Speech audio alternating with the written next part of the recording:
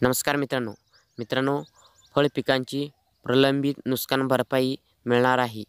तर मित्रांनो, किती जिल्ह्यांमध्ये हा फळ पिकाची नुकसान भरपाई मिळणार आहे, संपूर्ण माहिती आपण आज या व्हिडिओच्या माध्यमातून पाहणार आहोत।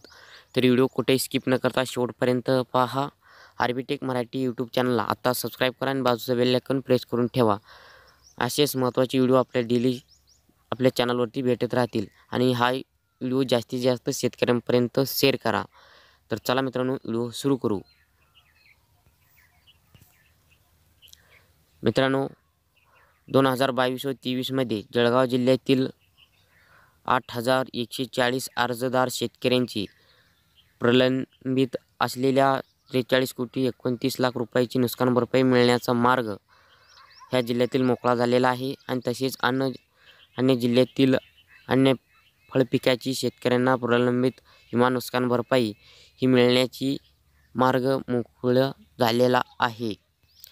तर मित्रांनो, फळपीक विमा योजना राबविण्यात येत आहे की 2021 व 22, 2022 व 23 आणि 2023 व 24 ह्या 3 वर्षांमध्ये संत्रा, मोसंबी, काजू, डाळिंब, आंबा, केळी, द्राक्ष, प्रायोगिक तत्वावर स्ट्रॉबेरी व पपई, आंबेबार ह्या 9 पिकांसाठी राबविण्यात येत आहे ही फळपीक विमा योजना। 30 जिल्ह्यांमध्ये महसूल मंडळ हा घटक धरून एचडीए, पीसी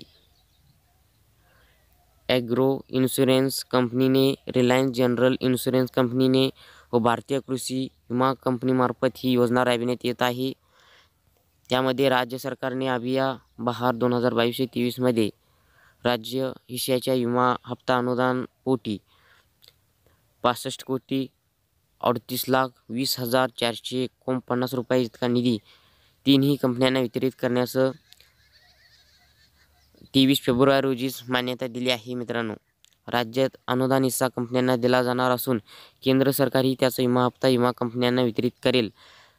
त्यामुळे शेतकऱ्यांना 43.29 कोटी आणि अन्य फळपिकाच्या शेतकऱ्यांची प्रलंबित नुकसान भरपाई मिळणार असल्याची माहिती कृषी विभागाच्या संचालक यांच्याकडून सांगण्यात आलेला आहे आणि ह्याच्यावरती निधीसुद्धा मंजुरी करण्यात आलेली आहे।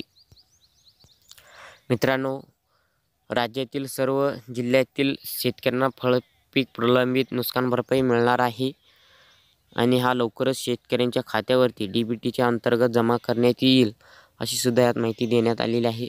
तर मित्रांनो, जास्तीत जास्त शेतकऱ्यांपर्यंत हा शेअर करा, चॅनलला सबस्क्राईब करा आणि इथंच थांबतो। नवीन माहितीसह नवीन व्हिडिओसह परत आपल्या चॅनलवरती भेटूया। जय हिंद, जय महाराष्ट्र, धन्यवाद।